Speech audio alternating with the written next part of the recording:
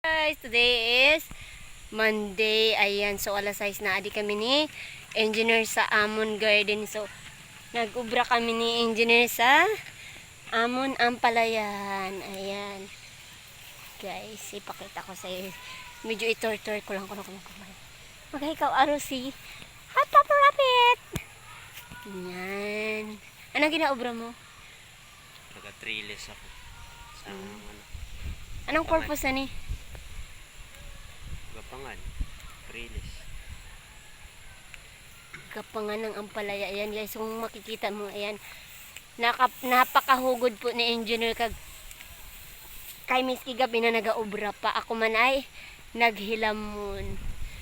Ayan, gina-secure niya namon ang palaya kay baskog ang hangin. So kung makikita natin, ayan, mahangin. Ginaay kay ni engineer. Ayan, mga magandang amon ang palaya.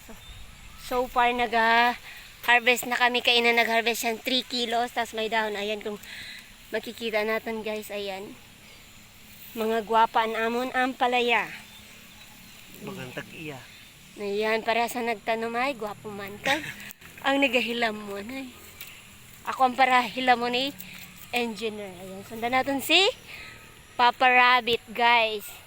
Kung paano siya magano gani? Trellis. Ayan, so sa mga iba na farmers na gusto magka-idea sa ginaobra ni engineer ay pwede nyo siya sundan. I-follow nyo lang po, kag i-like, kag i-subscribe an iya YouTube channel, Engineer the Farmer. Maghatagan mga tips sa iba ng mga farmers, engineer, para mao siya nanda. Magtanim lang. Tapos huwag lang sumuko. Yun lang. Para matuto at dapat may yung diskarte. Kasi yung sa akin na diskarte, lang 3 hours per day, 2 to 3 hours sideline. Kasi may trabaho tayo pero nasisingit. Wise lang sa time. Ayan. Yan lang. Hindi naman isang buong araw dito ka sa farm. So 2 to 3 hours lang pwede na. Extra income. Saka minsan nga akala mo extra income pero mas kumikita ka pa pala kaysa sa trabaho mo. So wag lang sumuko. Yun lang. Laban lang. Laban lang daw. So napakaganda po sanggin sabi na tips kag advice ni Engineer the Farmer. So aton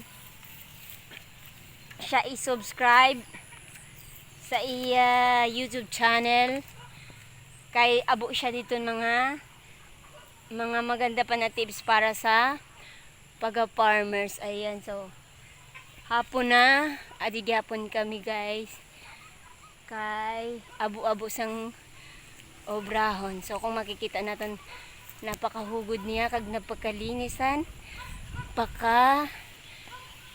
niya didi, pakaayos guys. So o din na side, ipakita ko man nagabunga naman ang iba.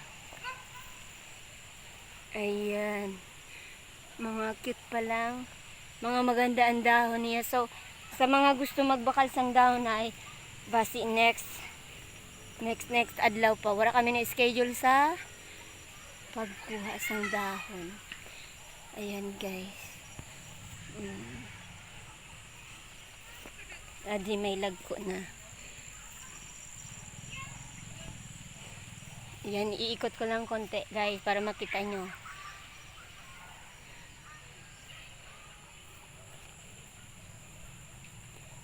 Si engineer.